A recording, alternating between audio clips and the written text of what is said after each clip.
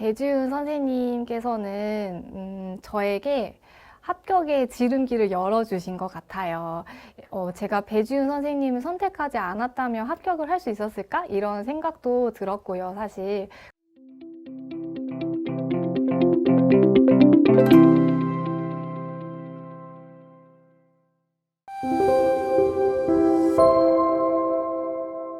안녕하세요.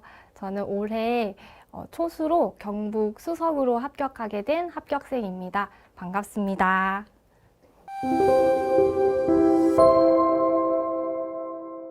네, 공부는 작년 2월 말까지 유치원에서 재직을 하다가 퇴직을 하고 3월부터 올인으로 공부를 하게 되었습니다. 그래서 1차는 한 8개월 정도 된 것 같고요. 2차는 한 달 반 정도인 것 같습니다.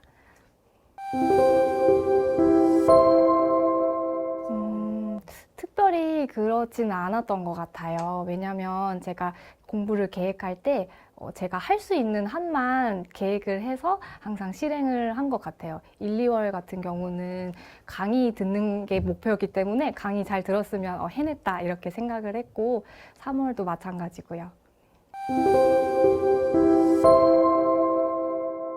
처음에 뭐 임용고시 카페나 이런 데 들어가 봤을 때 제가 아무래도 초수니까 추천을 받을 때 초수생은 배지훈 선생님이 잘 맞을 거라는 추천이 굉장히 많았어요. 그래서 강의를 들어보니까 역시 그 초수생들이 아직 임용고시에 대해서 잘 알지 못하는 경우가 많은데 명료하고 명쾌하게 설명을 해주시더라고요.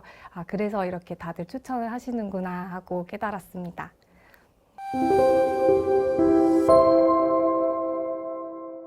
일단 배지훈 선생님께서는 아까도 말씀드렸듯이 어려운 개념도 쏙쏙 이해할 수 있게 알려주세요. 그게 아무래도 큰 장점이신 것 같고, 그래서 제가 혼자 책을 읽으면서 헤매다가도 강의를 들으면 바로 이해가 되더라고요. 강의 목차를 저는 보는 편인데, 목차에서 보면 또 총론에서 좀 특이하게 평가를 먼저 시작하시더라고요. 보통 뭐 사상이나 이런 걸 시작하시는데, 그래서 제가 살펴보니까 그 평가가 아무래도 분량도 적고 처음에는 어려울 수 있는데 나중에는 쉽게 딱 떨어지는 답이 있더라고요. 그래서 그런 것까지 다 계산을 하셔서 강의를 하시는구나, 그런 걸 알 수 있었습니다. 그게 큰 장점인 것 같습니다. 일단은 이거는 배지훈 선생님께서도 강의 시간에 좀 강조하셨던 부분인데, 강의를 그냥 수동적으로 듣기만 하는 것이 아니라 강의가 끝나고 복습을 항상 하라고 하셨어요. 그리고 강의를 활용하라고 하셨는데, 혼자서 3시간 만에 이해할 그 내용을 가지고 강의를 활용을 한다면, 강의를 1시간 들으면 3시간 동안 읽지 않아도 한 1시간만 읽어도 그걸 전부 이해를 할 수 있거든요. 그래서 그런 식으로. 그리고 1차 논술 같은 경우는 제가 논술을 굉장히 어려워하고 좀 싫어했어요. 그래서 많은 시간을 투자하진 않았고, 하루에 1시간에서 많아도 한 2시간 정도만 투자를 했었고, 3월쯤에는 강의를 열심히 들으면서 파악을 하려고 노력을 했습니다. 그리고 나서는 중순부터는 이제 스터디를 활용해서 일주일에 1번이나 2번 정도 이렇게 써보기도 했고요. 그 다음에 마지막 9월에는 매일 하나씩 혼자서 쓰면서 이제 실전 감각을 익히려고 했습니다.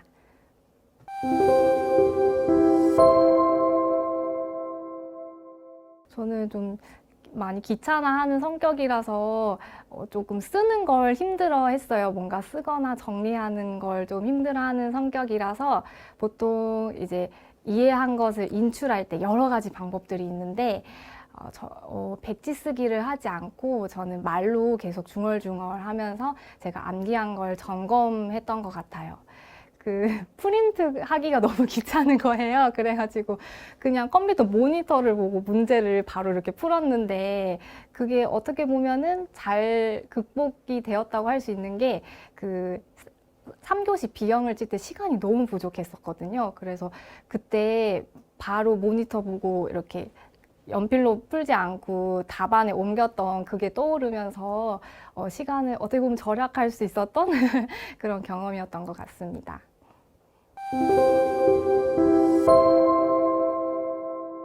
네, 아테나는 총론편은 1, 2월에 공부를 하는데 제가 그때는 일을 하고 있어서 강의만 들어서 제대로 하지 못했었고요. 3월부터 시작했던 이제 강론편은 제가 강의를 듣고 나서 혼자 정독을 한 번 정도 해봤던 것 같아요. 그리고 그걸 이렇게 저는 또 줄글을 계속 읽는 게 너무 힘들더라고요. 그래서 스터디를 만들어서 그 아테나에 있는 내용을 가지고 문제를 내보는 스터디를 했었어요. 그래서 그렇게 하면 읽기 싫어도 어떤 문제를 내지? 하면서 책을 좀 더 꼼꼼하게 볼 수 있고 또 다른 선생님들께서 내신 문제를 풀어보면서 그 아테나에서 배웠던 걸 저절로 복습하게 되는 효과를 얻게 되어서 즐겁게 공부했던 것 같습니다.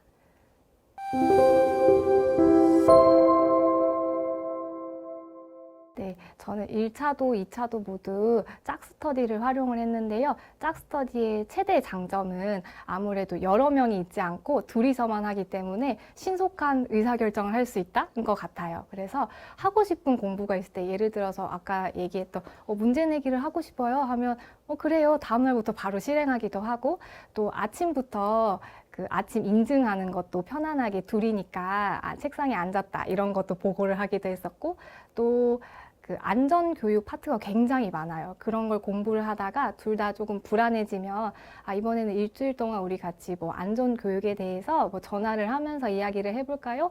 라고 얘기하는 것과 같이 되게 다양하게 해볼 수 있는 게 좋았던 것 같아요.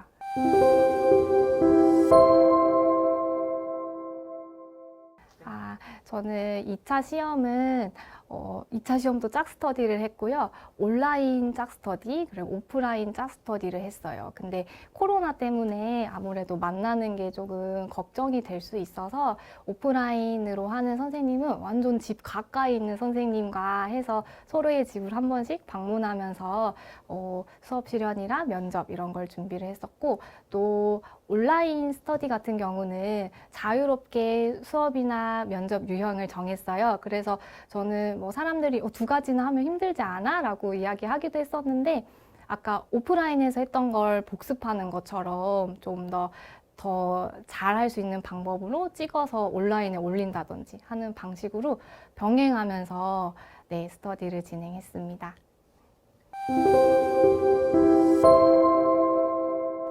일단 코로나 때문에 밖에서 공부하기가 조금 무섭더라고요. 그리고 저는 본래 집순이라 좀 괜찮긴 했는데 아무래도 이렇게 카페나 이런 데 갈 수는 있지만 저는 좀 안전하게 집에서 공부하는 걸 추천을 해드리고 싶어요. 왜냐면 독서실에서 공부하시는 분들도 봤는데 그 많이 유행할 때는 또 독서실도 문을 닫게 되니까 집에서 또다시 공부하는 걸 적응을 해야 하시더라고요. 그래서 집에서 뭔가 공간을 잘 마련해서 익숙해지도록 하는 걸 추천을 드리고요.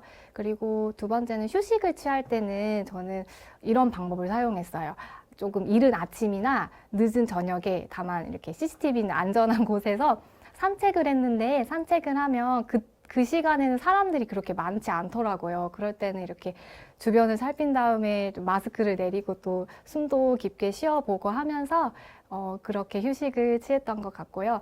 또 공부 방법에서 하나 더 팁을 알려드리자면 보통 1차 시험에서 많이 예전부터 사용하고 있었던 뭐 캠스터디 같은 곳에서 뭐 구름이나 이런 걸 사용해서 집에서 하더라도 다른 공간이지만 같이 공부하는 것 같은 분위기를 만들거나 또 2차 공부할 때는 줌을 또 사용을 많이 하시더라고요. 줌을 사용해서 뭐 수업 실현이나 면접을 하기도 하고 저 같은 경우는 오프라인에서 집에서 이렇게 스터디를 하고 빨리 하고 각자 집에 간 다음에 디스코드나 뭐 보이스톡 아니면 전화 이런 걸 사용해서 피드백을 해줬어요. 그래서 이런 여러 가지를 사용해서 몸은 떨어져 있어도 가까이 있는 것처럼 사람들과 공부를 하는 방법이 있으니까 많이 활용하셨으면 좋겠습니다.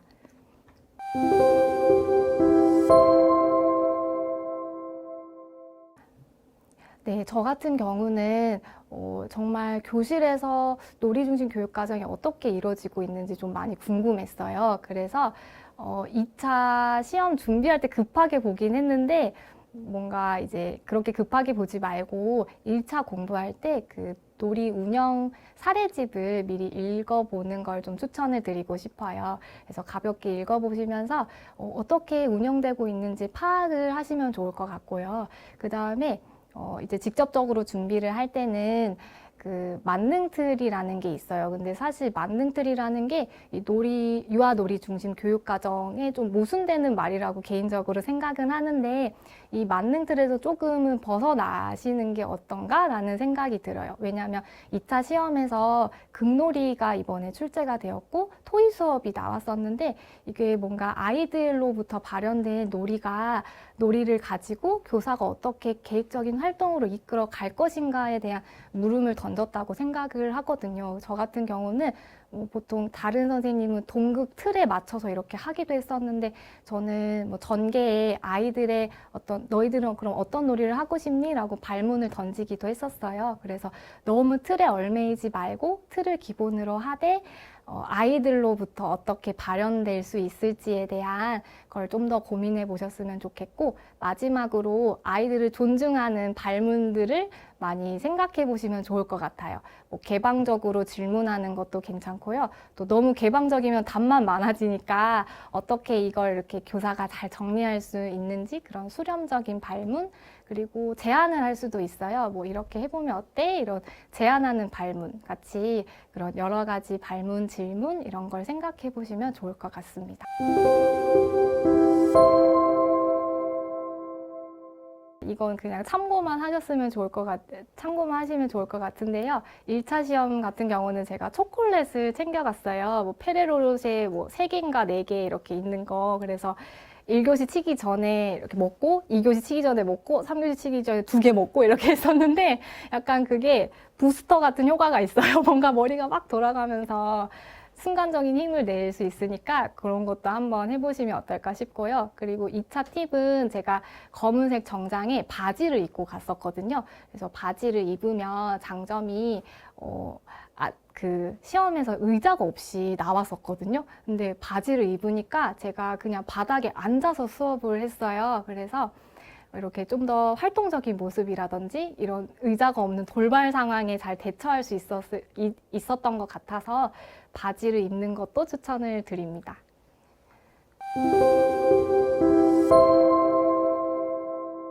저는 1차 공부는 너무 재미있게 했었는데 2차 공부가 너무 헬게이트였어요. 그래서 너무나도 힘들었고 살이 거의 한 3, 4kg가 빠져 있더라고요. 시험 치고 나서 배도 너무 아프고 그랬는데 물론 합격하고 다 나왔습니다.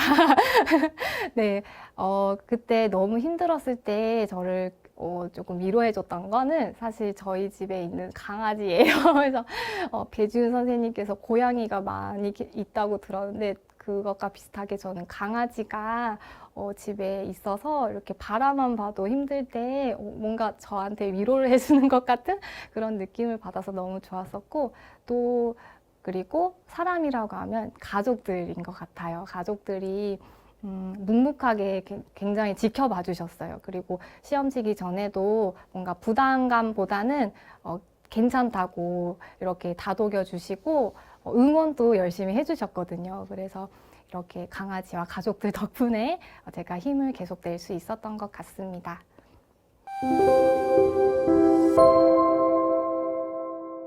배지훈 선생님께서는 저에게 합격의 지름길을 열어주신 것 같아요.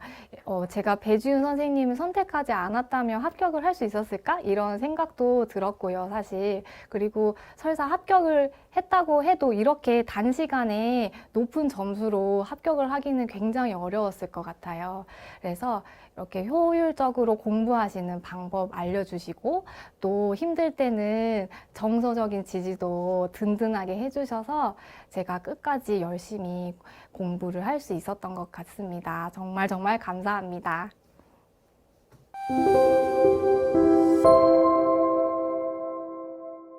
저는 임용 시험을 뭔가 시험을 목표로 한 게 아니라 사립에서 이렇게 일을 하다 보니까 정말 아이들을 위한 교육을 정말 실천하고 싶다라는 꿈이 굉장히 커졌어요. 그래서 저는 좋은 교사가 되기 위해서 앞으로도 계속 노력을 할 건데 그 노력을 하는 길 가운데 그냥 임용고시 시험이 있을 뿐이다 이런 생각을 많이 했었거든요. 그래서 임용시험을 시작하거나 망설이거나 아직 열심히 공부하고 계신 분들께서 이렇게 선생님이 되는 과정 중에 그냥 작은 관문일 뿐이니까 조금은 가볍게 또는 즐기면서 공부를 하셨으면 좋겠습니다.